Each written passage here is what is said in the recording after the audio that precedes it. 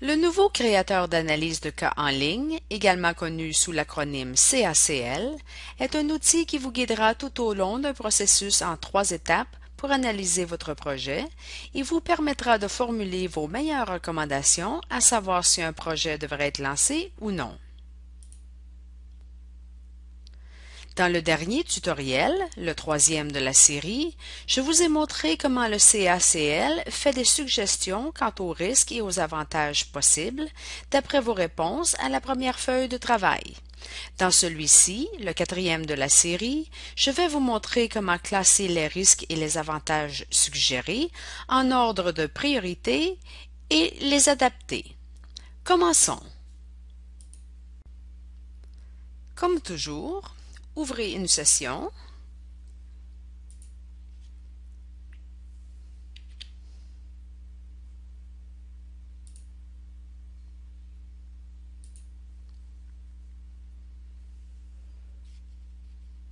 Et choisissez un plan.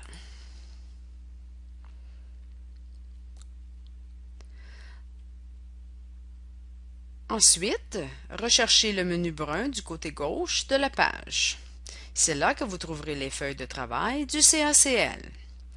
Cette fois-ci, examinons les feuilles de travail de la deuxième étape. Dans le premier tutoriel sur la première feuille de travail, nous avons répondu aux questions d'évaluation touchant la base de données probante du projet. Dans le 3e tutoriel, nous avons eu un aperçu des listes de risques et d'avantages suggérés possibles. Maintenant, pour travailler avec la liste de risques suggérés, nous arrivons à la feuille de travail 2A.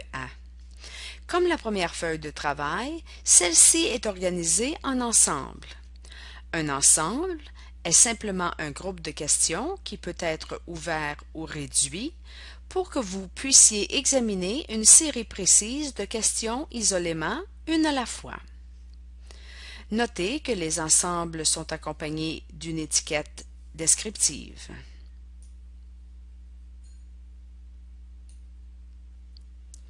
Ici, vous verrez les mêmes 6 questions qui figuraient sur la première feuille de travail et qui se trouveront de nouveau sur la feuille de travail 2B. Il y a un autre ensemble que nous aborderons plus tard. Il figure dans le haut et s'intitule « Repérer vos propres risques ». Encore une fois, vous voyez la boîte indicatrice en rouge qui vous rappelle que vous n'avez pas travaillé à cet ensemble de questions. Une fois que vous y avez travaillé, la boîte devient verte. Pour faire suite à notre travail sur l'ensemble touchant la base de données probante, amorcé au premier tutoriel, ouvrons l'ensemble sur la base de données probante dans cette feuille de travail.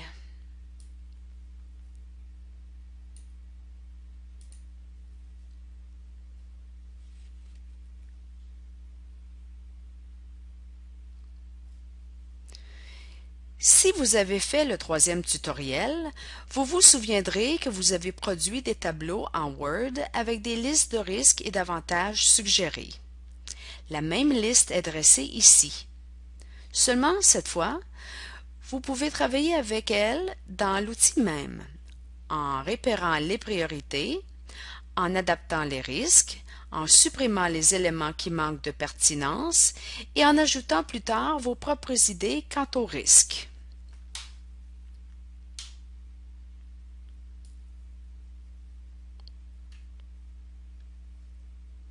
La liste se trouve dans la fenêtre d'aperçu.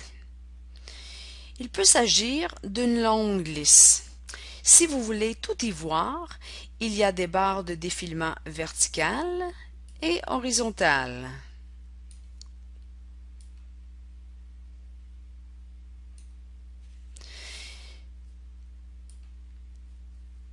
Si vous préférez voir toute la liste d'un coup, passez en revue le 3e tutoriel pour créer un imprimé du tableau entier.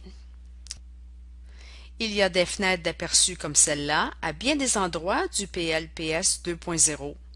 Une fois que vous comprenez comment travailler avec ces tableaux, il est facile de gérer vos données. Pour travailler avec une rangée précise d'un tableau, cliquez sur Réviser dans la colonne Mesures à prendre à gauche. La rangée sera mise en évidence.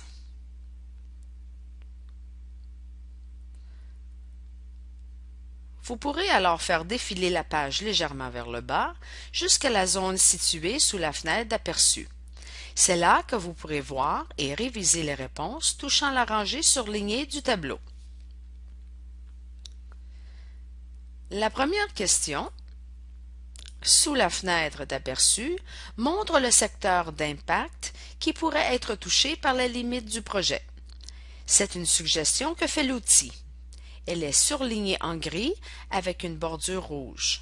Autrement dit, vous ne pouvez réviser le contenu.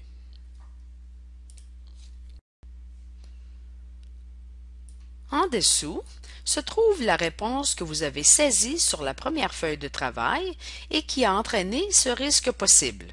Si vous voulez, vous pourrez la réviser pour qu'elle explique plus spécifiquement les limites de votre projet quant à ce risque possible. Si vous continuez à descendre, vous verrez des suggestions de texte pour expliquer les risques que vous courez si les limites indiquées précédemment exercent une influence négative. N'hésitez pas à réviser le texte en question pour qu'il corresponde précisément à votre situation.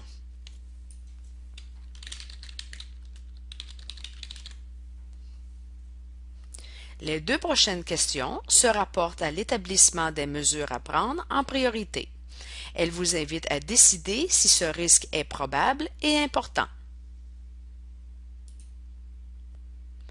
L'évaluation de la probabilité ou de l'importance est une partie importante de l'analyse des risques.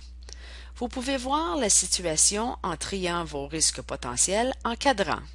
Certains d'entre vous ont peut-être utilisé des techniques de tri comme celle-ci auparavant.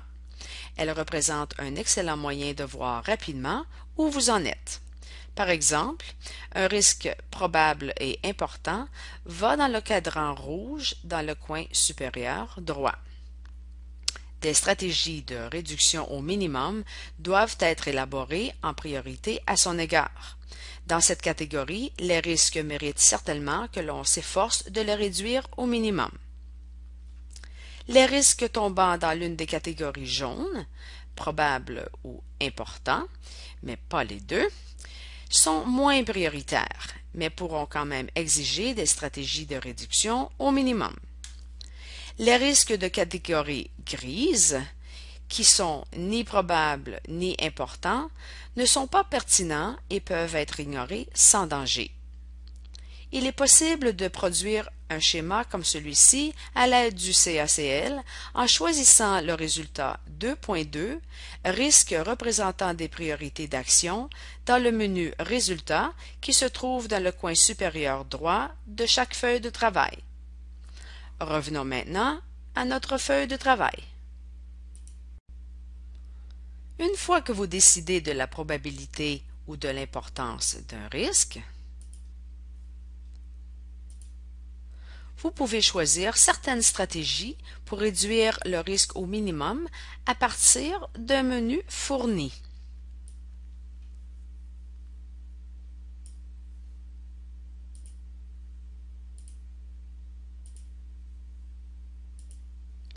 Ou bien, à la question suivante, vous pouvez écrire vos propres idées sur la manière de réduire le risque au minimum.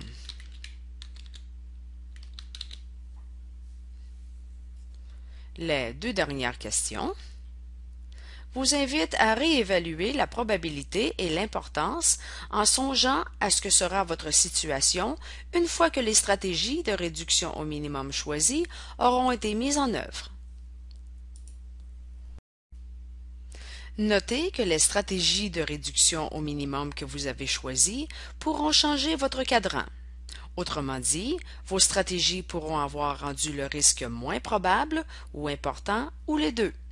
Mais si un risque se trouve toujours dans le cadran rouge une fois vos meilleures stratégies appliquées, prenez garde, car ce sont des menaces qui pourront mettre votre projet en péril. Une fois que vous avez répondu aux questions, cliquez sur Envoyer, puis passez aux autres rangées. Afin d'accélérer le processus, certaines personnes choisissent d'effacer des rangées sur le champ si elles savent déjà qu'elles ne sont pas pertinentes. Autrement dit, vous n'aurez pas de registre permanent de celles qui ne sont pas pertinentes. Vous ne pourrez les récupérer, mais le nombre de rangées auxquelles vous devrez travailler sera moindre. Pour ce faire, cliquez simplement sur Effacer en visant sur une rangée en particulier dans la colonne Mesure à prendre de gauche. Une fois que vous avez franchi toutes les rangées du tableau, utilisez le menu Résultats pour créer un ou plusieurs sommaires de vos réponses selon le format qui correspond le mieux à vos besoins.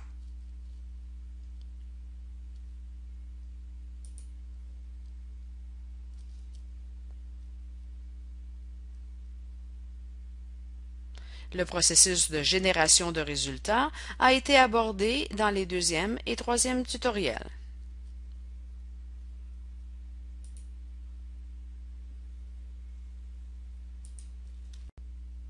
La feuille de travail de l'étape 2B, Analyser les avantages, fonctionne exactement de la même manière.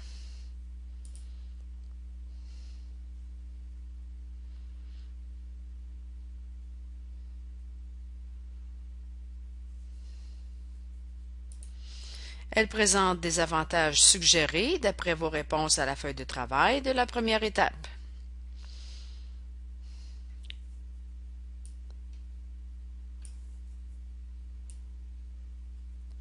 Elle vous permet d'en réduire le nombre, de les adapter et de les classer en ordre de priorité. À partir de la feuille de travail 2B, Analyser les avantages, vous pouvez aussi voir différents sommaires de votre analyse à l'aide du menu Résultats qui se trouve dans le coin supérieur droit de chaque page de feuille de travail. Parmi les exemples de résultats que vous pouvez créer se trouve le résultat 2.4 qui s'intitule Avantages représentant des priorités d'action. Voici de quoi il a l'air. Il existe bien d'autres possibilités de résultats. Dans le prochain tutoriel, je vais aborder comment repérer vos propres risques au lieu ou en plus de ceux que suggère le CACL.